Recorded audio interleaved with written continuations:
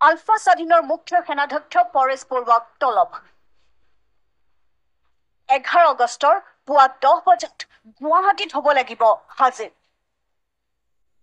এটা ডাঙৰ খবৰ চলিত মাহৰ 11 তাৰিখে পুৱা 10 বজাত গুৱাহাটীত হাজিৰ হ'ব লাগিব আলফা স্বাধীনৰ মুখ্য সেনাধ্যক্ষ পৰেশ বৰুৱা পৰেশ বৰুৱালৈ এই নিৰ্দেশনা জাৰি কৰিছে এনআইএৰ বিশেষ ন্যায়াধীশে বাতৰি কাকতত বিজ্ঞাপন প্ৰকাশ কৰি এনআইএৰ গুৱাহাটী বিশেষ ন্যায়াধীশে উল্লেখ কৰে যে পৰেশ বৰুৱা ওৰফে পৰেশ অসম ওৰফে কামৰুজ্জামান খান ওৰফে নুৰুজ্জামান ওৰফে জামান ভাই ওৰফে প্ৰদীপ ওৰফে পৱন বৰুৱা পিতা প্ৰয়াত দ্বিজেন বৰুৱা বাসিন্দা জেৰাইকাছলি ভৈৰা থানা চাবুৱা জিলা ডিব্ৰুগড়ে বিএনএছ 2023 ধাৰা 61(2)A 147/148/149/152 UAP Act 1967 ধাৰা 16(1)B 18/20/38/39 Explosive Substances Act 1908 ধাৰা 4A(2)ৰ অধীনত শাস্তিযোগ্য অপৰাধ কৰিছে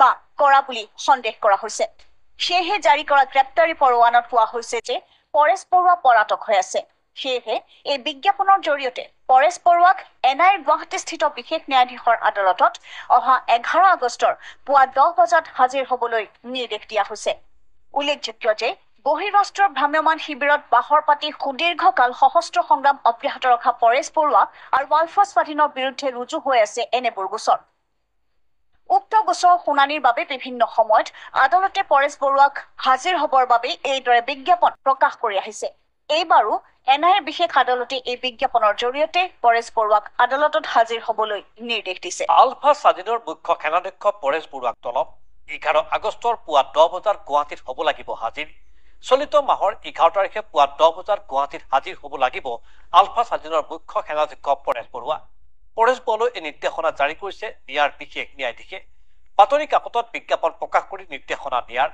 এনআইএ গুৱাহাটী বিশেষ ন্যায়াধীশে প্ৰকাশ কৰা অনুসৰি পৰেশ কাকতত বিজ্ঞাপন প্ৰকাশ কৰি নিৰ্দেশনা দিয়াৰ এনআইএ গুৱাহাটী বিশেষ ন্যায়াধীশে প্ৰকাশ কৰা অনুসৰি পৰেশ বৰুৱা ওৰফে পৰেশ অসম ওৰফে কামৰুজ্জামান খান ওৰফে নুৰুজ্জামান ওৰফে জামান ভাই ওৰফে প্ৰদীপ ওৰফে পৱন বৰুৱাক কেইবাটাও ধাৰাৰ অধীনত অভিযুক্ত কৰা হৈছে সেই জাৰি কৰা গ্ৰেপ্তাৰী পৰোৱানাত কোৱা হৈছে যে পৰেশ বৰুৱা পলাতক হৈ আছে এই বিজ্ঞাপনৰ জৰিয়তে পৰেশ বৰুৱাক এনআইএৰ গুৱাহাটীত থকা বিশেষ ন্যায়াধীশৰ আদালতত অহা 11 আগষ্টৰ পুৱা 10 বজাত হাজিৰ হ'বলৈ নিৰ্দেশ দিয়া হৈছে উল্লেখযোগ্য যে বহিৰাষ্ট্ৰৰ ভ্ৰাম্যমান শিবিৰত বাহৰ পাতি সুদীৰ্ঘকাল সশস্ত্ৰ সংগ্ৰাম অব্যাহত ৰখা পৰেশ বৰুৱা আৰু আলফা স্বাধীনৰ বিৰুদ্ধে ৰুজু হৈ আছে এনেবোৰ গোচৰ উক্ত গোচৰৰ শুনানিৰ বাবে বিভিন্ন সময়ত আদালতে পৰেশ বৰুৱাক আদালতত হাজিৰ হ'বৰ বাবে এইদৰে বিজ্ঞাপন প্ৰকাশ কৰি আহিছে এবাৰ নিয়াৰ বিশেষ আদালতে এই বিজ্ঞাপনৰ জৰিয়তে পৰেশ বৰুৱাক আদালতত হাজিৰ হ'বলৈ নিৰ্দেশনা প্ৰেৰণ কৰিছে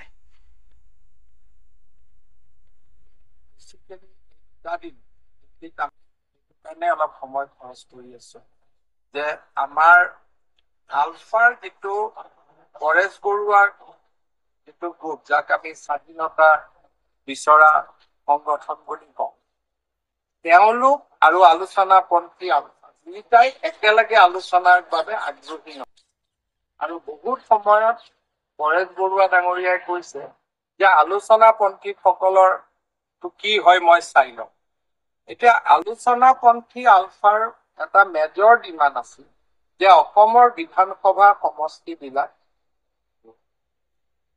মূল অসমীয়াৰ কাৰণে সংৰক্ষিত হ'ব লাগে এতিয়া সেই ডিমাণ্ডটো পূৰ্ণ হৈ গ'ল গতিকে মই ভাবো যে এটা ডিলিমিটেশ্যনৰ পিছত আলফাৰ আলোচনাপন্থী গোটৰ যিটো মুখ্য দাবী আছে সেইটো যিহেতু এক প্ৰকাৰ সমাধান হ'ব গতিকে এতিয়া আলোচনাটো সিৰিয়াছ পৰ্যায়ত লৈ যাব পৰা এটা পৰিৱেশ পাইছে আৰু সেইকাৰণে কেন্দ্ৰীয় চৰকাৰে তেওঁলোকৰ লগত সিৰিয়াছলি কথা বতৰা পাতি আছে মোৰ পৰা বা ৰাজ্য চৰকাৰৰ পৰা যিখিনি ফিডবেক বিচাৰি আছে সেইখিনিও আমি দি আছো গতিকে আলোচনাপন্থী আলফাৰ লগত যদি এখন চুক্তি হৈ যায় তেতিয়াহ'লে ভৱিষ্যতে স্বাধীনতা বিচৰা আলফাৰ লগতে এটা আলোচনাৰ ৰাস্তা এটা খোল খোৱাৰ হয়তো সম্ভাৱনা আমি দেখা পাম গতিকে এই আলোচনাটো আমি অলপ গম্ভীৰতাৰে লৈছো আমি সিৰিয়াছলি লৈছো আৰু আলোচনাটো আগবঢ়াই নিবৰ বাবে চেষ্টা কৰা। কম দিনৰ ভিতৰতে ইয়াৰ কিবা ৰিজাল্ট ওলাব নেকি?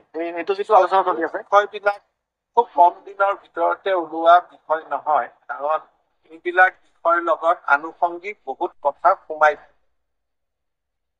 অসমীয়া বুলি কোৱাৰ লগে লগে ডেফিনেশ্যনৰ কথা আহি যায়, কাগজ পত্ৰ আহি যায়। গতিকে আমাৰ অসমখনত সমস্যা বহুত।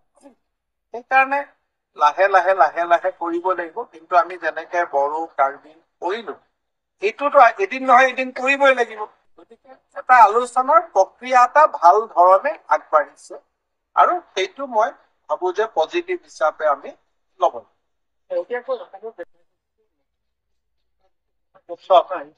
এই প্ৰসংগটোৰ মূল্য এইটোৱেই নাই যে বিজেপিয়ে অসমত 2জন মুখ্যমন্ত্ৰী পাতিছে আৰু 2জনেই নতুন।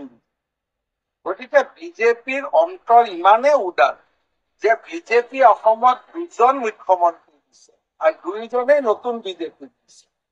এই নতুন আৰু পুৰণিটো সংবাদ মহলে সময়ে সময়ে 2-এজন ব্যক্তি যেতিয়া মনত কিবা দুখ থাকে, আপোনালোকে এনেকে মাইক বিলাক ধৰি দিয়ে, তেওঁলোকে 2-এটা কথা কৈ দিয়ে।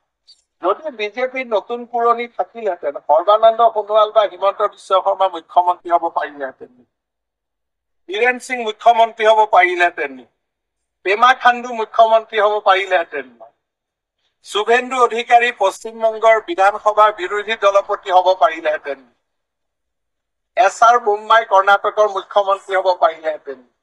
গতিকে এই বিষয়বস্তুটো অতি দুৰ্ভাগ্যজনকভাৱে সংবাদ মহলে এইটো কথা পাতি ভাল পায়। আমাৰো 2-এজন মানুহ বিভিন্ন সময়ত আৱেগিক হৈ থাকিলে কথাটো কৈ দিওঁ। কিন্তু আৰু পুৰণিটো বিজেপিত এইকাৰণেই নাথাকে, কাৰণ বিজেপিয়ে বিচাৰে যে কংগ্ৰেছ মুক্ত হৈ যায়, আৰু কংগ্ৰেছ মুক্ত হবৰ কাৰণে নতুন মানুহ আনিও থাকিব লাগিব। আমি বিজেপিয়ে বিচাৰো যে ভাৰতত কংগ্ৰেছ থাকিব নালাগে।